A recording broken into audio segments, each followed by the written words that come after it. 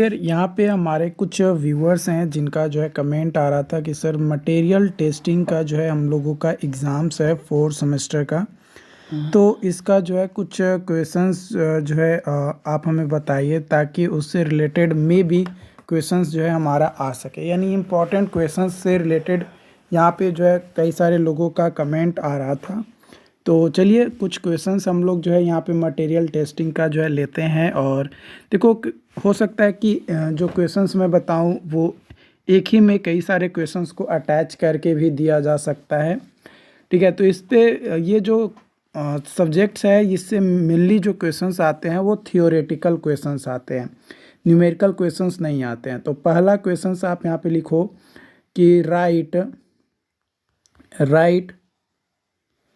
down the criteria write down the criteria of selection of construction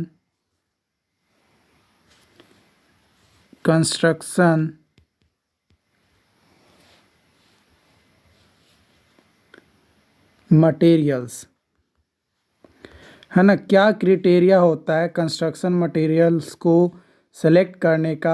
सबसे पहला question ये है, इसे जो है आपको लिखना है। तो देखिए जनरली 5 जो है सिलेक्शन क्राइटेरिया होता है। एक होता है कि भाई किस तरीके से मटेरियल का स्ट्रेंथ क्या है, कितने दिन तक चलेगा, और उसके अलावा उसका अपीयरेंस क्या है, महंगा है या सस्ता है, और इन्वायरमेंट फ्रेंडली है या नहीं है। तो ये 5 क्राइटेरिया जनरली हम लोग जो है लेकर चलते हैं जब भी हम लोग किसी भी मटेरियल को सिलेक्ट करते हैं कंस्ट्रक्शन के लिए तब। ठीक, और भी कई सारे क्राइटेरिया हैं, ऐसा नहीं है कि यही सिर्फ क्राइटेरिया है, और भी कई सारे क्राइटेरिया हैं जिसे जो है हम लोग यहाँ पे लेकर चलते हैं। राइट, दूसरा आप यहाँ पे लिख सकते हो कि what do you mean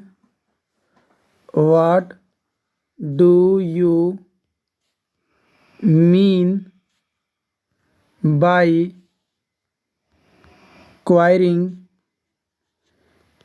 quarrying and dressing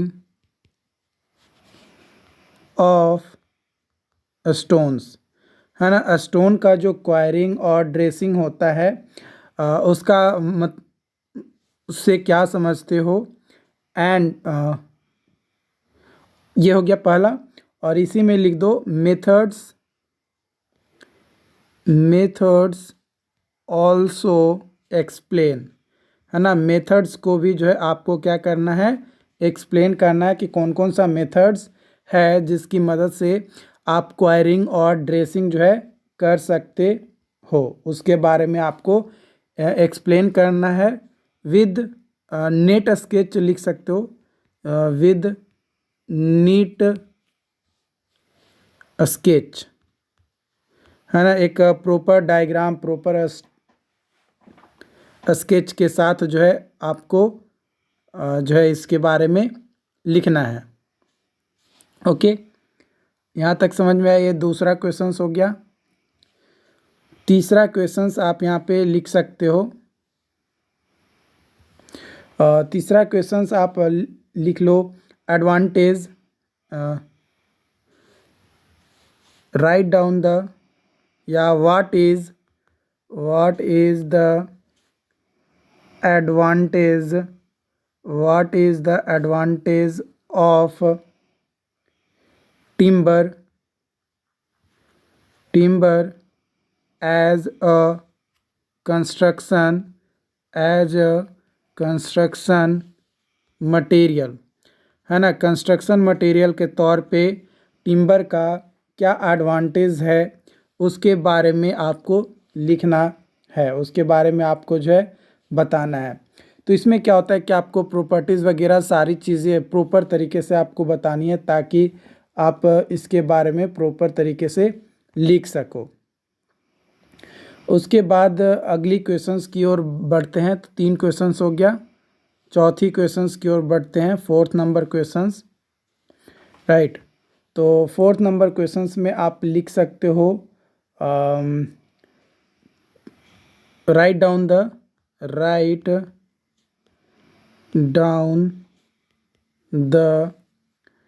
preparation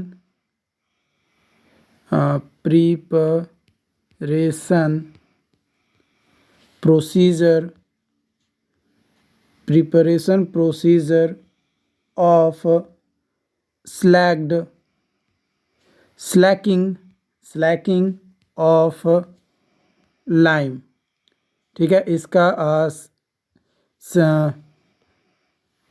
preparations क्या होता है, कैसे प्रिपेयर किया जाता है, क्या प्रोसीजर्स फॉलो किया जाता है, उसके बारे में यहाँ पे जो है आपका लिखना। ठीक है, इसके बाद 5वां नंबर में आप डाल लो, write down the write down the applications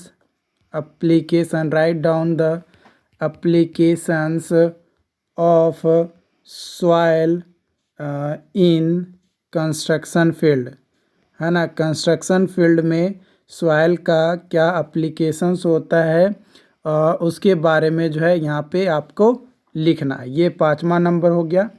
उसके बाद 6ठा नंबर पे क्वेश्चंस में आप लिख सकते हो, 6ठा नंबर में types of explain the characteristics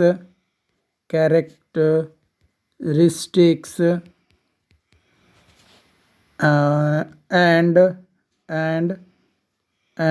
types of brick, है ना। ब्रिक का टाइप्स और उसके कैरेक्टरिस्टिक्स क्या होते हैं उसके बारे में एक्सप्लेन करना। और साथ ही साथ इसमें ये भी लिख सकते हो, and how to manufacture and how to manufacture कैसे मैन्युफैक्चर करते हैं ऑफ क्ले ब्रिक, है ना। क्ले ब्रिक्स का मैन्युफैक्चरिंग कैसे करते हैं उसके बारे में लिखना। ये 6ठा हो गया।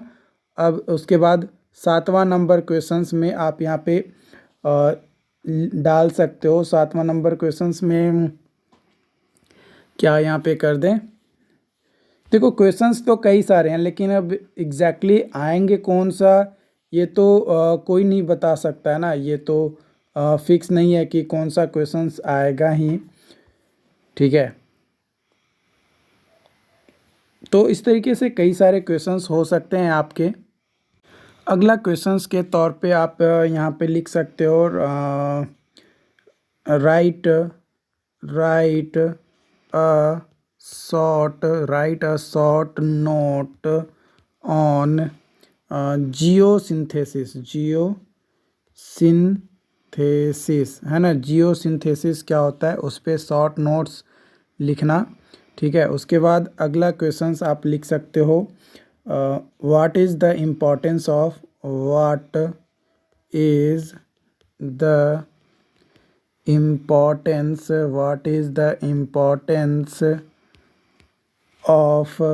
a structural steel, right, and its mechanical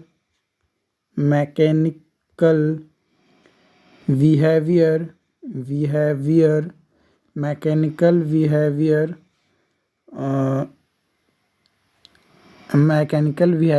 and characteristics क्या कैरेक्टरिस्टिक्स होता है उसके बारे में लिखना। 8 क्वेश्चंस हो गया। 9वां नंबर क्वेश्चंस आप लिख सकते हो यहाँ पे कि क्या लिख सकते हो, लिखो कि various enumerate the various various defects in timber, है ना। टिम्बर में क्या इफ़ेक्ट्स आते हैं, कौन कौन से डिफेक्ट्स देखने को मिलता है, उसके बारे में लिखना। उसके बाद 9 हो गया। 10वां नंबर में आप यहाँ पे लिख सकते हो, 10वां नंबर में लिख सकते हो स्टेट द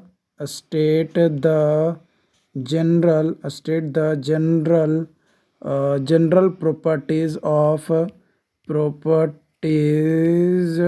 ऑफ ग्लास, है ना। ग्लास का जनरल प्रॉपर्टीज़ क्या होता है उसके बारे में लिखना, राइट। उसके बाद अगला क्वेश्चन है 11 नंबर में लिखो कि what are the forces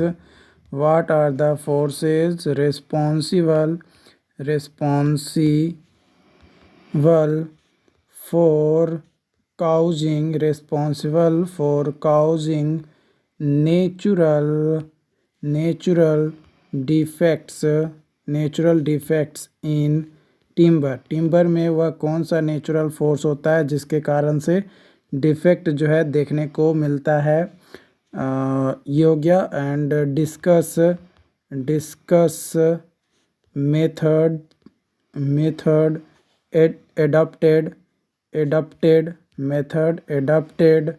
adopted for protection of timber, और कौन कौन सा मेथड्स का यूज करके जो है उसको से बचाया जा सकता है, उसके बारे में यहाँ पे जो है लिखना, ठीक है।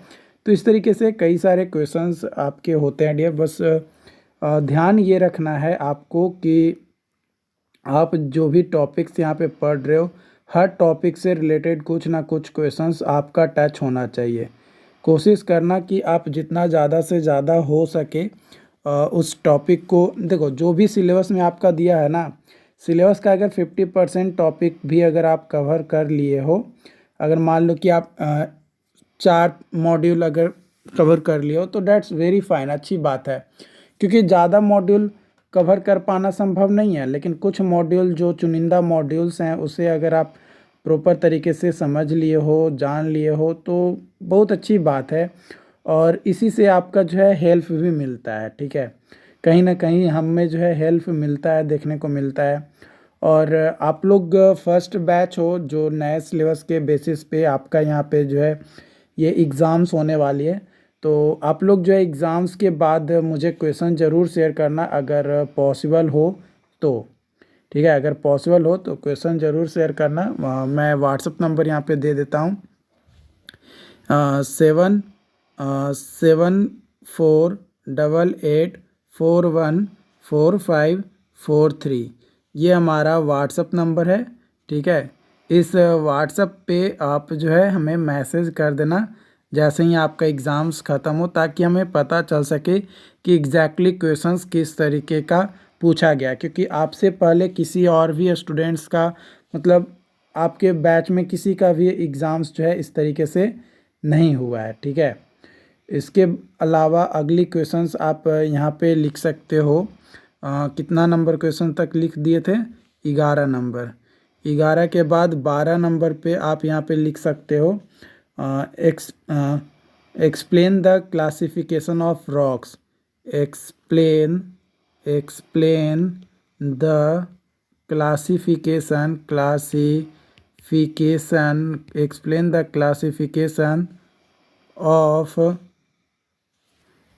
द क्लासिफिकेशन ऑफ रॉक्स, है ना। रॉक्स का क्लासिफिकेशंस क्या है उसके बारे में एक्सप्लेन करना। उसके बाद 13 नंबर में आप यहाँ पे लिख सकते हो केमिकल एडमिक्सचर्स,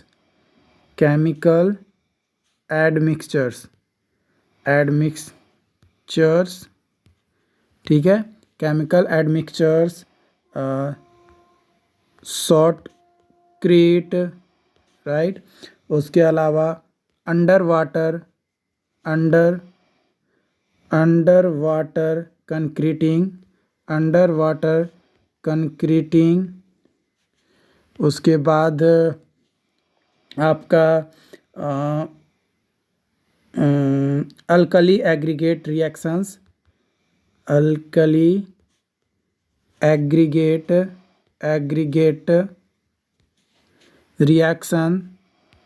रिएक्शंस। तो इस पे जो है शॉर्ट नोट आपको लिखना है, शॉर्ट नोट, ठीक है।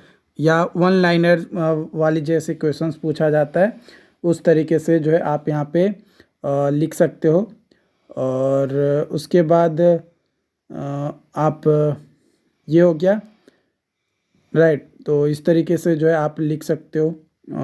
ये कुछ क्वेश्चंस जो कि मैंने यहाँ पे आपको करवाई। इसके अलावा बस इतना काफ़ी है, और भी कई सारे क्वेश्चंस हो सकते हैं कि आपको मिलेंगे, ठीक है। तो आप लोग जो है एग्ज़ाम देने के बाद आप हमें बताना कि कैसा क्वेश्चन जो है एग्जैक्टली पूछा जा रहा है, क्योंकि इससे ज़्यादा रिलेवेंट ज़्यादा कुछ है नहीं, ठीक है। और ज़्यादा क्वेश्चंस बताने से भी कोई बेनिफिट है भी नहीं। बस आप लोग इन क्वेश्चंस को बस ध्यान रखो और कोशिश करो कि जितना आपको पढ़ना है उसका 50% सिलेबस जो है आप कवर किए रहो, ठीक है। तो बेसिक प्रॉपर्टीज़ वगैरह, टेस्ट वगैरह से रिलेटेड क्वेश्चंस आपके पूछे जाएंगे, राइट। तो उन सभी को भी आप कवर कर लो और कोशिश करो कि मिनिमम 50% सिलेबस को आप कवर करके जाओ ही, ताकि एटलीस्ट 28 नंबर तो आए हैं। अपना उद्देश्य एग्ज़ाम्स में क्या होना चाहिए? अपना एग्ज़ाम्स में उद्देश्य होना चाहिए कि भाई कुछ भी हो, हमें मिनिमम 28 मार्क्स जो है लेकर आने हैं, है ना। कुछ भी हो, नाक रगड़ना पड़े, चाहे सर पीटना पड़े, हमें जो है एट लीस्ट जो है कितना नंबर चाहिए?